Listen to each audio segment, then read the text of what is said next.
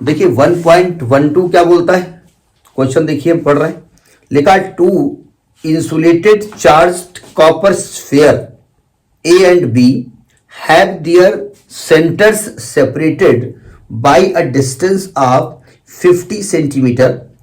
What is the mutual force of electrostatic repulsion if the charge on each is 6.5 into 10 power minus 7 coulomb? The radii of A and B are negligible compared to the distance of the separation. पहला part है. Second part कह रहा है कि what is the force of repulsion if each sphere is charged double and the above amount and the distance between them is halved. देखिए दो part में question बटा हुआ है. पहले दो चीजें समझ लीजिए. इन्होंने कहा दो स्फीयर हैं ए और बी. हम स्फीयर बनाओ तो, लेकिन स्फीयर छोटे छोटे बनाइए. ठीक है,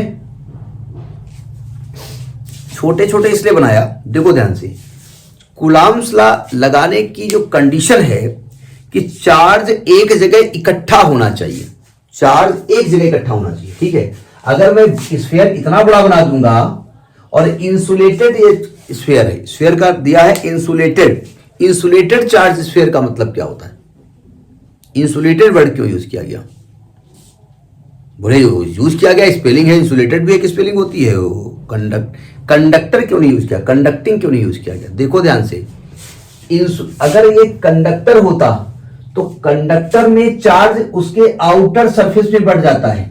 नहीं समझे? प्लस माइनस जो भी हो, अंदर चार्ज नहीं होगा इसके. ठीक है, क्यों भाई?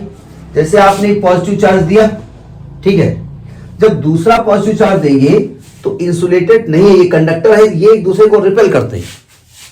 ठीक भाई, आपको सीट पे आप बैठे और हमने कंबाइंड क्लास बैठालनी है और हमने एक ऐसी स्टूडेंट को बैठाल दिया जो घिनई टाइप की है और आपसे लड़ाई उसकी है, तो आप थोड़ा रिपेल होंगी.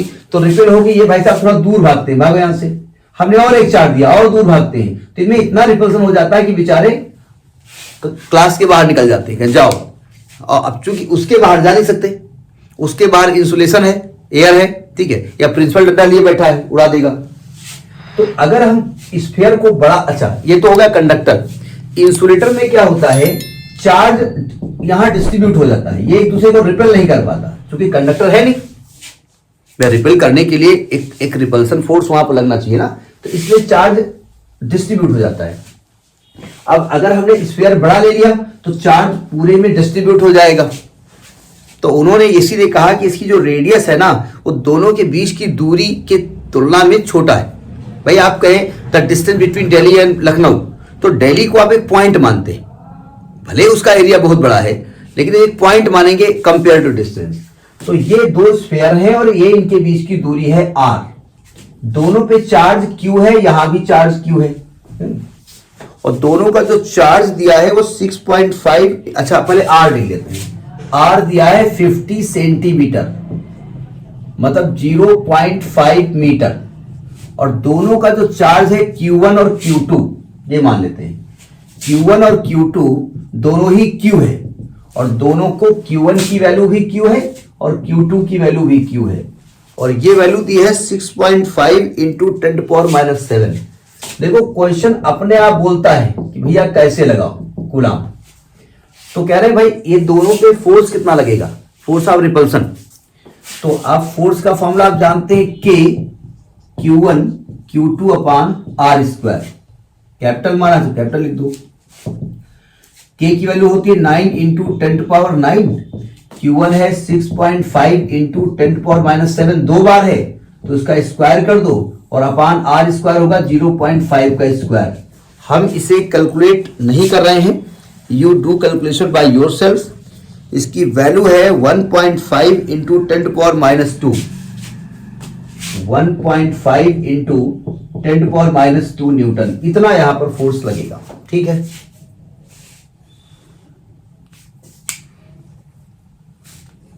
हाँ रिपल्सिव तो पहले से दिया उन्होंने. रिपल्सिव अगर ना भी देते हमसे तब भी हम रिपल्सिव लिखते, because the nature of this force is same. ठीक है, sorry nature of this charge is same, इसलिए रिपल्सिव है. ठीक है.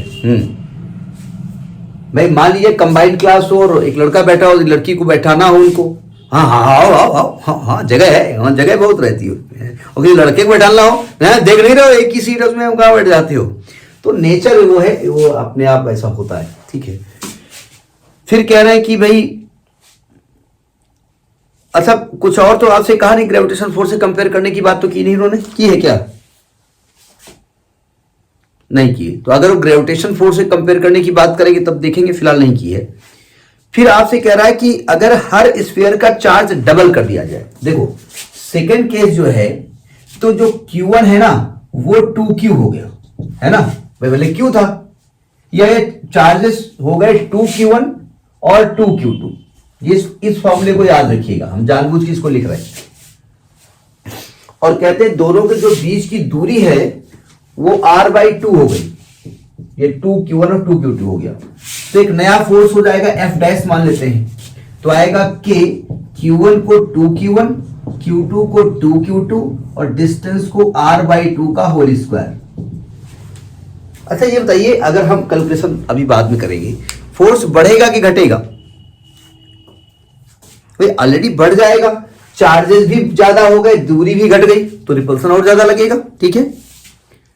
मतलब सीट भी छोटी है, लड़की भी मोटी है, दो लड़कियां, तो और रिपल्सन होगा। एक तो इतनी मोटी हो, तो इसमें 4 बाहर कर दो, ये 2⁴, ये 2⁴ ऊपर जाएगा, ये भी 4 बाहर कर दो, और आएगा K Q1 Q2 अपान R², और ये वैल्यू आप निकाल चुके हैं, तो काहे के लिए कैलकुलेट करें, ये लिखा हुआ ये, ठीक है। तो इसको डायरेक्ट लिखते हैं 60 इंटू 1.5 इंटू 10⁻² न्यूटन होगा रिपल्सन ही। 15 दूना 30, 3 45, चौको 60, 25 75, 6 का 90 का 0 हाथ है 9, 15 एकम 15 और 15 और 9 कितना होगा? सही मैं कर रहा हूं, 15 16 17 18 19 20 21 22 23 24। डेसिमल कहां लगेगा? एक डिजिट बाद, इंटू 10⁻², तो ये आएगा 0.24 न्यूटन। इतना फोर्स का रिपल्सन फोर्स लगेगा, ठीक है। और कोई पार्ट दिया है क्या? नहीं, एक पार्ट और नहीं है। अच्छा कभी कभी, अच्छा 2 ही पार्ट है ना, हाँ एक पार्ट कभी कभी हो जाता है, मैं बता ही दे रहा हूं। इसका एक एग्जाम्पल है, उसी में एक पार्ट दिया हुआ है, तो उसको पहले मैं डिस्कस कर लेता हूं साथ में, ठीक है। क्योंकि इसी का एक क्वेश्चन है, इसी तरीके बिल्कुल सेम क्वेश्चन है, थोड़ा सा अंतर है, इसलिए उसको डिस्कस हम कर ही लेते हैं। मतलब एनसीईआरटी का नहीं है, लेकिन सिमिलर वैसे क्वेश्चन वो पूछा जाता है, इसलिए हम बात करना चाहते हैं Q1 Q2 और R। देखिए ये जो पूरा ड्रामा है ये एयर में हो रहा है। जो K की वैल्यू आप लिखते हो ना 1/4 K, वो एयर में लिखते हो। ये कह रहे हैं कि what is the 2 spheres are place in water. आप अगर इन दोनों स्फीयर को उठा के वाटर में रख दें, और यानी मीडियम, आपका एक और पार्ट में भी आता है कि in medium, if medium is water, medium is water, जिसका डायलेक्ट्रिक कांस्टेंट 80 है, अगर ऐसा हो जाए तब फोर्स कितना होगा? कभी कभी ऐसा क्वेश्चन पूछा जाता है। तो आप जानते हैं कि भाई जब फोर्स आएगा तो आएगा 1/4πε0, हम डायरेक्ट कांस्टेंट से और मल्टीप्लाई डिवाइड कर देंगे, ठीक है। इसकी वो वाला नहीं है जो वहां पर यूज कर रहे थे, Q1 Q2 अपान R²।